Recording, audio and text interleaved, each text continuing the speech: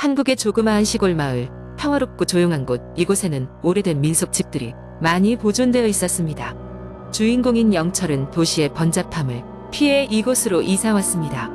그는 이 마을의 조용하고 나지막한 풍경에 매료되었고 특히 마을 사람들의 따뜻한 환대에 감동받았습니다. 영철은 특히 집에서 몇 킬로미터 떨어진 산속 산장에서 시간을 보내는 걸 좋아했습니다. 이 산장은 오래된 전통 양식으로 지어져 있었고 일제강점기 시절부터 존재해 온 것으로 유명했습니다. 마을 사람들은 산장에 관한 여러 가지 이야기를 들려주곤 했습니다. 그중 하나는 이 산장에서 일제강점기 시절에 많은 사람들이 고통 속에서 죽었다는 것입니다. 그리고 그들의 원혼이 아직도 그곳에 머물러 있다고 말합니다. 영철은 그런 이야기에 신경을 크게 쓰지 않았습니다. 오히려 그는 그 산장을 둘러보면서 혼자만의 시간을 보내는 걸 즐겼습니다. 그런데 어느 날 그는 산장에서 놀랍고 불쾌한 경험을 하게 되었습니다. 어느 늦은 밤 그는 산장에서 책을 읽고 있다가 갑자기 등골이 오싹해졌습니다. 처음에는 단지 바람 소리일 거라고 생각했습니다. 그러나 점점 소리가 뚜렷해졌습니다. 뭔가 흐느끼는 듯한 소리였습니다. 그는 귀를 기울였고 그 소리가 확실히 사람의 울음소리임을 알게 되었습니다. 그는 책을 덮고 소리가 나는 방향으로 걸어갔습니다. 소리가 나는 곳은 산장 뒤편의 작은 방이었습니다. 그 방은 평소에 거의 사용되지 않았고 영철도 그 방에 대해 잘 알지 못했습니다. 방에 들어서자 찬바람이 그를 맞았습니다. 그리고 그는 구석에서 웅크리고 있는 그림자를 발견했습니다. 심장이 빠르게 뛰기 시작했습니다. 그는 학교에서 배운 대로 용기를 내서 그 그림자에게 말을 걸었습니다. 누구세요? 여긴 무슨 일이시죠? 그러자 그림자는 천천히 고개를 들었습니다. 그것은 일본 군인의 유령이었습니다. 군인은 처참하게 생긴 칼 자국과 찢겨진 군복을 입고 있었습니다. 그는 영철을 보며 서서히 다가왔습니다. 영철은 공포에 질려 몸을 움직일 수 없었습니다. 도와줘. 군인의 입에서 나온 것은 아주 간단한 말이었습니다. 나와. 여기 갇혔어. 영철은 그제서야 이곳이 왜 그렇게도 끔찍한 느낌을 주는지 알았습니다. 그는 얼어붙은 몸을 억지로 움직이며 산장을 뛰쳐나갔습니다. 그의 뒤에서는 계속해서 도와줘. 라는 목소리가 들려왔습니다. 다음 날 영철은 마을의 노인에게 찾아가 그가 겪은 일을 말했습니다. 노인은 조용히 그의 이야기를 듣고는 깊은 한숨을 내쉬며 말했습니다. 이 산장에는 많은 영혼들이 아직도 갇혀 있단다. 특히 저 일본 군인 유령은 마을 사람들에게도 익숙한 이야기야. 그도 결국 다른 사람들과 마찬가지로 그곳에 묶인 채로 고통받는 영혼일 뿐이지. 우리는 그저 그들을 편히 쉬게 해줄 수 있을 뿐. 노인의 말을 듣고 영철은 점점 마음이 무거워졌습니다. 그는 산장을 떠날 결심을 했지만 마음 한켠에는 그 유령을 도와주고 싶은 생각이 계속 맴돌았습니다. 그래서 그는 마을 사람들과 함께 그들을 기리기 위한 작은 제사를 열어주기로 했습니다. 제사가 끝난 후 영철은 다시 산장에 찾아갔습니다. 그러나 이번에는 이전과는 다른 느낌을 받았습니다. 산장은 여전히 차가웠지만 그 안에 있던 공포스러운 기운은 사라져 있었습니다. 그리고 그는 이번에도 그 작은 방을 들여다봤습니다. 방 안에는 더 이상 그 군인의 그림자가 보이지 않았습니다. 영철은 눈물을 흘리며 속으로 다짐했습니다. 나의 작지만 진심 어린 제사를 통해 너희가 조금이나마 편히 쉴 수 있기를, 이제 자유로워졌기를 바란다. 그 후 영철은 마을 사람들과 함께 산장을 자주 방문했고 그곳을 더 이상 두려움으로 가득 찬 장소가 아닌 평화로운 추모의 장소로 바꾸어 갔습니다. 결국 이 산장은 더 이상 공포의 상징이 아닌 역사를 간직한 장소로 다시 태어나게 되었습니다. 오늘날에도 그 산장은 많은 사람들이 찾는 평화로운 장소로 남아 있습니다. 하지만 가끔 영철은 그곳을 찾을 때마다 군인의 영혼이 그의 뒤를 따라오면서 감사를 표현하고 있다는 느낌을 받습니다. 그리고 그 순간마다 그는 그들의 고통과 아픔을 잊지 않으려 노력합니다. 영혼들이 삶의 일부로 살아가고 있다는 걸 기억하는 것이 그들을 진정으로 기는 길일 테니까요. 이렇게 영철의 산장에서의 이야기는 마을 사람들에게 전해지며 오랜 세월이 지난 지금도 사람들의 마음속에 공포와 감동을 동시에 안겨주는 이야기가 되었습니다. 두 번째 이야기. 가을이 깊어가던 어느 날 갑자기 쌀쌀한 바람이 불어오는 저녁 무렵이었다. 나는 평소와 다름없이 대학 도서관에서 늦게까지 공부하고 있었다. 도서관은 이미 많은 학생들이 떠나 썰렁했으며 몇몇 자리만 희미한 전등 아래에서 머리카락을 쓸어내리는 소리가 들릴 뿐이었다. 그날도 그렇게 공부에 열중하고 있었는데 문득 도서관 창 너머로 보이는 기묘한 그림자가 나의 시선을 사로잡았다.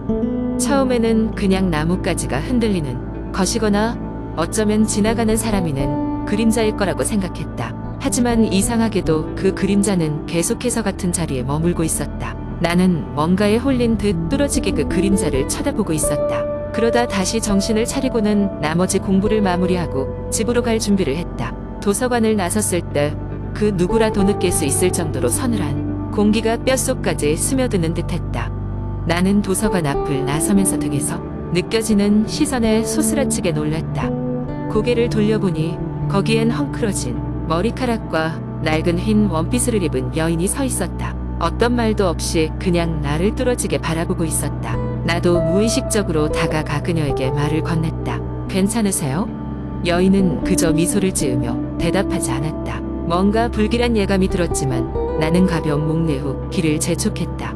집에 도착해서 문을 열었지만 이상하게도 집안은 어두컴컴하고 침묵 속에 잠겨 있었다. 항상 나를 반기던 고양이도 이상하게 조용했다.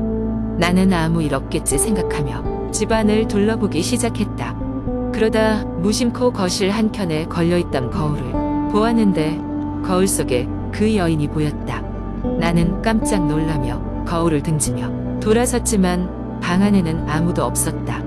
나는 누군가가 장난을 치고 있다고 생각하고는 씁쓸하게 웃으며 다시 돌아섰다.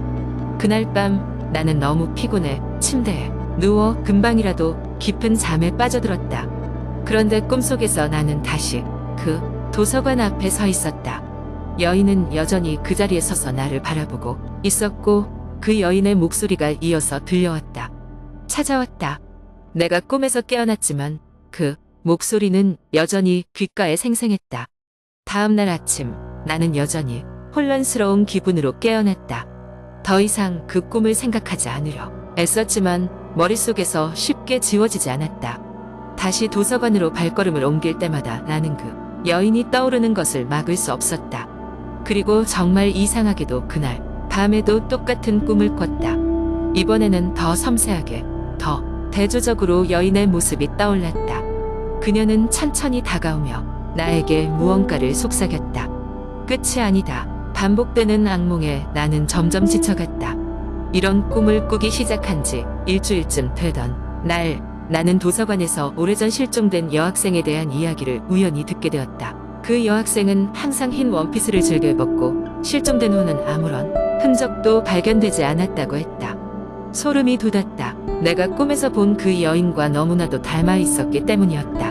나는 몸서리로 전율을 느꼈지만 더 이상 눈을 돌릴 수 없었다. 도서관 기록에서 그 여학생에 대한 정보를 찾아 나섰다. 이를 통해 그녀의 이름은 지혜라는 것을 알게 되었다. 그리고 지혜가 실종되기 전 남긴 마지막 일기를 도서관의 낡은 자료실에서 발견했다. 일기에는 어떤 남학생에게 집요하게 괴롭힘을 당하던 내용, 그리고 그날 밤 도서관 앞에서 마지막으로 본다는 글이 적혀 있었다. 그녀는 결국 그날 이후 돌아오지 않았고 아무도 그녀의 행방을 알지 못했다. 일기의 내용을 확인한 나는 혼란스러워졌다.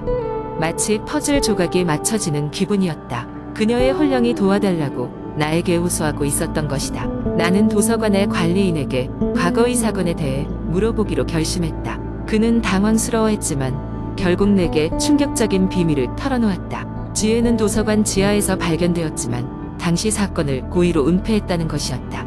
그 이유는 도서관의 평판을 지키기 위해서라고 했다. 나는 그 얘기를 듣고 분노와 슬픔이 마음속에서 부글부글 끓어올랐다. 나는 결심을 굳혔다.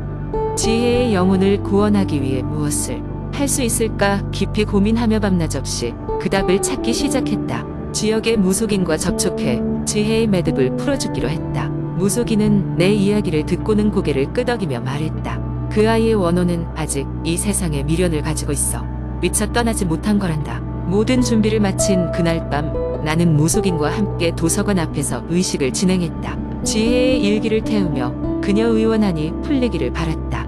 갑자기 바람이 거세게 불어오며 지혜의 형상이 다시 나타났다. 그녀는 처음으로 무엇인가를 말하려고 했다. 고맙다. 그동안 고통에서 해방될 수 있었어. 그녀는 서서히 사라졌고 느껴지던 무거운 기운도 함께 사라졌다. 나는 마음 한편에 큰 안도의 숨을 내쉬며 그녀의 구속에서 벗어났다는 것을 느꼈다. 그 사건 이후 나는 도서관을 자주 방문하면서도 그날의 일이 다시 일어나지 않기를 빌며 새로운 시작을 다짐했다. 지혜는 이제 평안하게 떠났기를 바라며 그동안 그녀가 남긴 흔적을 되새겼다. 나는 그 후로도 많은 일들을 겪었지만 그날의 기억은 아직도 선명했다. 그때의 경험은 나에게 많은 것을 가르쳐 주었으며 모든 것은 시간 속에 묻혀 흘러가고 있었다. 지혜의 영혼이 자유로워졌다는 것을 느끼며 나는 이제 평화로운 일상과 함께 하루하루를 살아가고 있다. 세 번째 이야기. 나는 서울의 한 중견기업에 다니는 평범한 회사원이다. 우리는 보통 출장이 잦았고 그중 한 번은 강원도의 작은 시골 마을로 출장을 갔었다. 회사에서 맡은 프로젝트 때문에 그 지역을 조사하고 현지 주민들과 인터뷰를 해야 했다. 일행과 함께 그곳에 도착한 첫날 해가 지기 직전이었다. 마을 입구에 있는 작은 사거리에서 마을의 한 중년 남성이 우리에게 다가와 한마을 지도를 주었다. 그 지도에는 주위 해가 질 때는 집 밖에 나가지 마세요라는 경고가 담겨 있었다. 우리는 처음엔 그 말을 농담으로 여기고 그냥 웃어 넘겼다. 첫날 저녁, 우리는 마을의 작은 모텔에서 저녁을 먹고 있었다. 밖은 이미 깜깜해졌고 모텔 식당의 유리창 너머로 비치는 달빛만이 유일한 빛이었다. 저녁 식사를 마친 후 나는 잠시 산책을 하고 싶어 밖으로 나갔다. 마을은 낮과는 완전히 다른 모습이었다. 모든 집들은 불을 다 꺼놓았고 오직 모텔만이 유일한 빛을 발하고 있었다.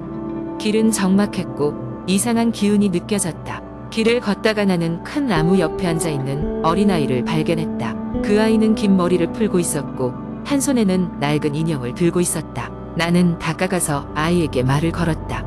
여기서 뭐하고 있니? 늦었는데 집에 가야 하지 않아? 아이는 고개를 들어 나를 바라보았고 그 순간 나는 소름이 끼쳤다. 아이의 눈은 숨겨진 두려움을 품고 있었다. 누나가 날 찾고 있어요. 여기서 기다려야 해요. 나는 아이에게 물었다. 내 이름이 뭐니?